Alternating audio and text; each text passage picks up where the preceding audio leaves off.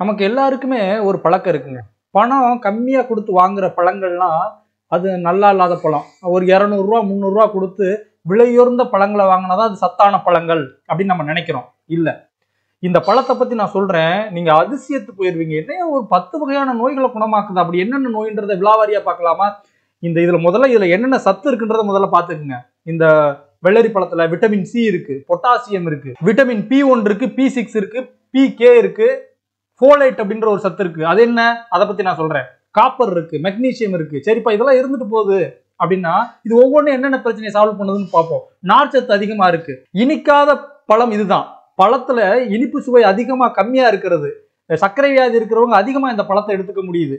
அப்படிப்பட்ட இந்த பழத்தை நாம கண்டுக்கிறதே இல்லை. ஏன்னா இது ரோட்டோரத்துல விற்கக்கூடிய ஒரு பழம். ஏழைகள் வாங்கி சாப்பிடுற ஒரு பழம் ஆயிடுச்சு. இப்ப ஏழைகள் வாங்கி சாப்பிடுறது இல்லை. ஏன்னா அப்படி ஒரு மனப்பான்மை.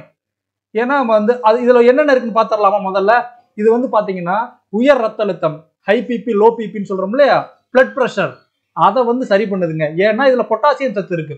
பொட்டாசியம் சத்து இருக்கிறதுனால உடல்ல இருக்கக்கூடிய ரத்த அழுத்தத்தை கட்டுப்படுத்தி சீராக்குது இந்த பழம். அடுத்து என்ன இருக்குன்னு பார்க்கலாமா? இருக்கு, எடையை குறைக்க உதவுது. இந்த எடை அதிகமா இருக்கிறதா இப்ப இருக்கக்கூடிய பிரச்சனை. எல்லா நோய்கள் வருவது, மூட்டு வலி, மலச்சிக்கல், எல்லா பிரச்சனைக்கும் இந்த எடை அதிகமானதான். ஆனா இந்த பழங்களை நீங்க அதிகமா சாப்பிட சாப்பிட உங்களுக்கு எடை குறைந்து நீங்கள் ஒரு நல்ல ஒரு தோற்றத்தை ஏற்படுத்துவீங்க. இந்த பழத்தை பாத்தீங்கன்னா எவ்வளவு மினுமினுப்பா இருக்குன்னு. நிறைய பாத்தீங்கன்னா இந்த நடிகைகள்லாம் என்ன நினைக்கிறீங்க, நீங்க விலையுயர்ந்த பழங்களை தான் பழம் சூஸா எடுத்துக்கிறாங்கன்னு. இல்ல, ஆப்பிளை விட அதிகமா அவங்க எடுத்துக்கிறது இந்த நடிகைகள் எல்லாம் வெள்ளரி பழம் தான். வெள்ளரி பழம் உடலோட தோலை அவ்வளவு மினுமினுப்பா மாத்துதுங்க. இதுல பாருங்களேன், பழமே எவ்வளவு அப்படி மினுமினுப்பா இருக்குன்ட்டு. அப்படி தேகத்தை நன்றாக பொலிவாக ஆக்கக்கூடிய வல்லமை இதுல இருக்கு. ஏன்னா அவ்வளவு நீர்ச்சத்து இருக்கு, நார்ச்சத்து இருக்கு. சரி வாங்க, அடுத்து என்னன்னு பார்க்கலாம். நீரிழிவு பிரச்சனை முடிஞ்சிருச்சு இல்லையா? சர்க்கரை வியாதிக்கு, சர்க்கரை வியாதி பாத்தீங்கன்னா டயாசிஸ் அளவுக்கு கொண்டு போகுது இல்ல, அதை கூட வராத அளவுக்கு இந்த வெள்ளரி பழம் பாதுகாக்குது. அடுத்ததுல என்ன இருக்கு? நோய் எதிர்ப்பு சக்தி. ஏன்னா இதுல விட்டமின்களும் மினரலும் அதிகமா இருக்கிறதுனால நோய் எதிர்ப்பு சக்தியை இந்த வெள்ளரி பழம் கொடுக்குது. யாராவது நம்புவீங்களா? என்னப்பா வெள்ளரி பழம் போய் நோய் எதிர்ப்பு சக்தியா? இதுல விட்டமின் இருக்குங்க, மினரல்ஸ் இருக்குங்க. அப்போ நோய் எதிர்ப்பு சக்தி நமக்கு ரொம்ப அருமையா கிடைக்கும் இதுல. அடுத்து மலச்சிக்கல். மலச்சிக்கல் பிரச்சனையை தீர்க்கிறதுக்கு இதுல இருக்கக்கூடிய ஒண்ணு என்னன்னா, பழங்கள்லயே அதிகமான நார்ச்சத்து இந்த வெள்ளரி பழத்துல இருக்கு. இந்த நார்ச்சத்து பாத்தீங்கன்னா ரொம்ப எளிமையாக ஒரு மலம் இலக்கியாக செயல்படுது. மலச்சிக்கல் வராது. மலச்சிக்கல் வரலைன்னா மூலம் வராது. அடுத்து வாங்க, சிறுநீரக கல். என்னையா இது இல்லாம போக்குதுன்னா கண்டிப்பா இதுல ஆக்சிகைன் அப்படின்ற ஒரு பொருள் இருக்கு, சத்து. இந்த வெள்ளரி பழத்துலதான் ஆக்சிகைன். இந்த ஆக்சிகைன் சிறுநீரக கோளாறு, அதுல கல்லு உருவாறது எதுக்குமே வரவிடாது. ஏன்னா நம்ம உடம்புக்கு நீர்ச்சத்து நிறைய இருந்தாலே கிட்னியில கல்லு வராது. நீர்ச்சத்து கம்மியா இருந்தாதான் கல்லு உருவாகும். அப்ப நம்ம உடம்புல நீர்ச்சத்து அதிகமாக்குறது இந்த வெள்ளரி பழம். இது சிறுநீரகத்தை சுத்தப்படுத்த நமக்கு உதவுது. சிறுநீரக பிரச்சனை எதுக்குமே வராது. கர்ப்ப காலத்துல பெண்கள் எல்லாம் பழங்கள் அதிகமா சாப்பிட்டா சளி பிடிச்சிரும்னு நினைப்பாங்க இல்லையா? ஆனா வெள்ளரி பழத்தை சாப்பிட்டா சளியே பிடிக்காது. அப்படி கர்ப்ப காலத்தில் அதிகமாக எடுத்துக்கொள்ளணும். ஏன்னா இதுல போலேட் அப்படின்ற ஒரு சத்து இருக்கு. போலேட் அது சுயப்பிரசவம் நடக்கிறது கூட வழிவகுக்குதுங்க. இந்த போலேட் என்ன பண்ணுதுன்னா அதிகப்படியான சோடியத்தை உடல்ல இருந்து அகற்றிடுது.